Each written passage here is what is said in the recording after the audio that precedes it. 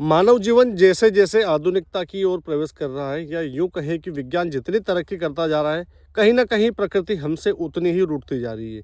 इसके विषय में हम आगे बात करेंगे, किंतु इसका जो मुख्य कारण है, यदि देखा जाए कि प्रकृति निराश होना, अर्थात बरसात के टाइम पे बरसात ना होना, ठंड के टाइम पर पर्याप्त ठंड ना मिल पाना, या यूं कहे कि जब गर्मी का सरफेस टेम्परेचर बढ़ता है, अर्थात गर्मी का जब दायरा बढ़ता है। फॉर एग्जांपल बात करें हम कि फरवरी महीने में जो तापमान 30 से ऊपर पहुंचा है, 30 डिग्री से ऊपर, ये एक ज़माने में कभी 15 मार्च तक पहुंचता था। या यूँ कहें कि जो बारिश का टाइम पीरियड पिछले कुछ वर्षों से हम देख रहे हैं कि बारिश का जो दायरा है वो सीमित हुआ है, अर्थात शुरुआती दौर में जून और जुलाई में बारिश कम होती है। अपेक्षाकृत अगस्त के जब मध्य में पहुंचते हैं, 15 अगस्त के बाद में बारिश इतनी ज़्यादा हो जाती है कि बाढ़ और अत्यधिक बारिश से पहाड़ों पर भूस्खलन की जैसी गतिविधियाँ देखने को मिलती है। उससे फसलें जो है पूरी तरह चौपट हो जाती है। नमस्कार, मैं डिजिटल दरबार सुमेर सिंह सिसोदिया। आज मैं आप लोगों के लिए मानसून 2026 के पूरे विश्लेषण को लेकर आया हूं। क्या कहा है आईएमडी ने? क्या इस बार एल नीनो का इफेक्ट फिर दिखाई देगा भारतीय मौसम पर?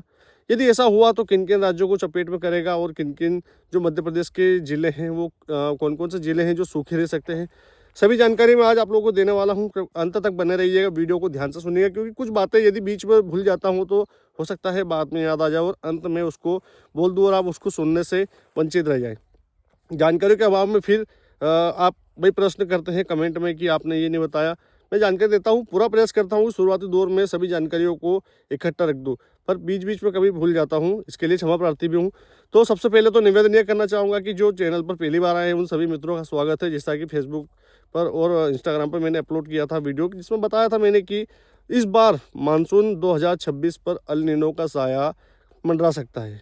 अब सबसे पहले तो मैं आप लोगों को बता दूं कि एल नीनो और ला लीना होता क्या है।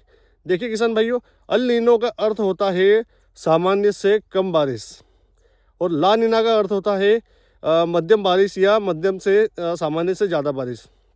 मतलब ला नीना यदि पॉजिटिव रहता है तो भारतीय मौसम पर बड़ा अच्छा असर डालता है। सामान्य बारिश होती है, पर्याप्त बारिश सब जगह हो जाती है, और आगे की फसलों के लिए हमारे लिए जो बोरवेल है, ट्यूबवेल है, कुएँ हैं, उनको नया जीवन दान मिलता है। पर एल नीनो में उल्टा होता है, उसमें बादल कम बनते हैं, जो बादल है भारत की तरफ कम आते हैं, और उसके बाद में बारिश की गतिविधियाँ भी टुकड़ों में, पेचेस में कम दिखाई देती है। अर्थात कहीं ना कहीं ये जो ला नीना है ये फ़ायदेमंद है, और एल नीनो है ये नुकसानदायक होता है। इसके विषय में हम बात करेंगे आगे कि ये इसका कारण क्या होता है। सबसे पहले उसको समझा जाए तो समुद्र के ऊपर जब सूर्य की डायरेक्ट किरणें पड़ती है तो 200 मीटर से अंदर वो पानी को गर्म नहीं कर पाती है। जब ऊपर का पानी है, जब सी सरफेस से हवाएं चलती है तो उससे टकराकर वो ऑस्ट्रेलिया की तरफ ले जाती है।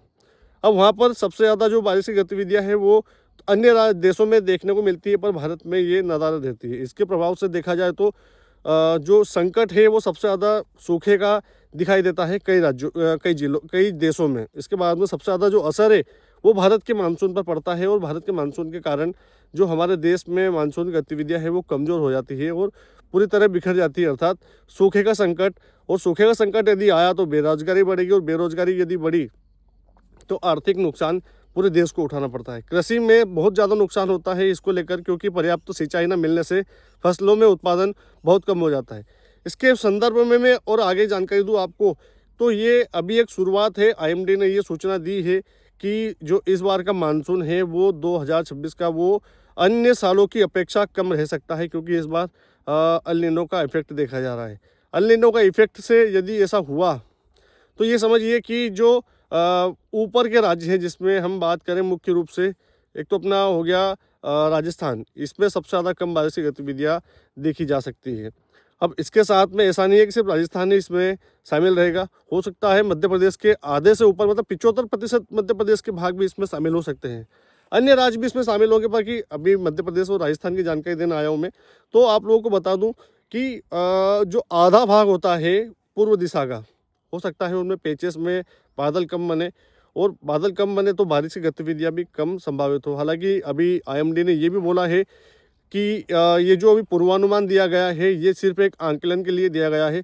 सटीकता से रिपोर्ट आने के लिए हमको मार्च तक का वेट करना पड़ेगा, क्योंकि मार्च में जब पूरा बायोडाटा कंप्लीट हो जाता है तब एक सटीक रिपोर्ट आईएमडी के द्वारा दी जाती है कि अब मानसून जो है वो पक्का इस बार कैसा रहने वाला है। अभी 50-50 वाले चांसेस लग रहे हैं कि हो सकता है कि समुद्री सतह के तापमान बढ़े और इस बार मानसून अच्छा हो।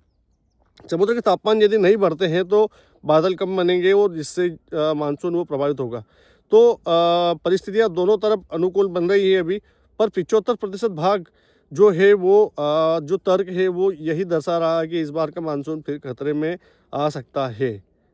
जी, ये देखने वाली बात होगी कि आखिर में जाकर क्या रिपोर्ट आती है, पर अभी के अनुसार यही लग रहा है कि इस बार के मानसून में एक बार फिर खतरे के बादल मंडरा सकते हैं। पिछली बार भी आप लोगों ने देखा होगा कि एल नीनो का ही इफेक्ट था। हालांकि बीच बीच में जाता है तो वो न्यूट्रल कंडीशन में जरूर आ गया था। न्यूट्रल कंडीशन में भी यदि होता है तो सामान्य बारिश के आसपास का आंकड़ा पूरे देश में पहुंच जाता है। सबसे ज़्यादा जो नुकसानदायक होता है वो होता है एल नीनो, और न्यूट्रल कंडीशन में होता है तो वो सामान्य के आसपास, भले ही कम बारिश होती है थोड़ी, पर सामान्य के आसपास फिर भी पहुंचा देती है, भले ही वो आखिरी में जाके जुलाई के आसपास हो जाए, तो अगस्त के आसपास हो जाए या सितंबर के आसपास हो जाए, तो आखिरी में जाकर ये सारी कमियां उस समय पे पूरा कर देता। पिछले कुछ वर्षों से हम देख भी रहे हैं कि जो मानसून आता है, आता तो पूरी जोर शोर से है, एक बार बारिश करके चला जाता है, उसके बाद में वो बारिश नदारद हो जाती है, अर्थात पूरा श्रावण मास में बारिश नहीं हो पाती है, सिर्फ कुछ बूंदें कहीं कहीं गिरती है। गर्मी का टाइम पीरियड बढ़ता है उस समय, उसके बाद में जुलाई और अगस्त के जो टाइम पीरियड में जब फसलें परिपक्व होने की परिस्थितियाँ आ जाती है, तब इतनी तेज़ बारिश होती है कि फसलों को समेट पाना भी मुश्किल हो जाता है। ये एल नीनो के ही संकेत होते हैं।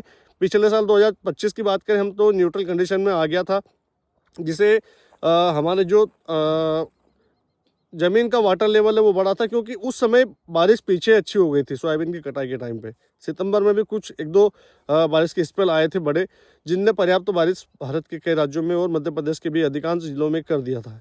पिछले साल की बात करें हम तो सबसे ज़्यादा जो बारिश थी वो पूर्वी जिलों में शिफ्ट हुई थी, जिसमें शहडोल, अनूपपुर, मंडला, डिंडोरी, बालाघाट, टीकमगढ़, निवाड़ी, छतरपुर, तो ये जो जिले हैं, भिंड है इसमें शामिल, विदिशा भी है इसमें शामिल, और बात करें मुरैना भी इसमें शामिल है। पर पश्चिम में जो कुछ जिले थे पेचेस में, अर्थात जो मावठे की गतिविधियां देखते हैं हम, वही बारिश में भी इस बार बारिश का वितरण समान तौर पर नहीं हुआ था, वो टुकड़ों में पेचेस में वितरण हुआ था।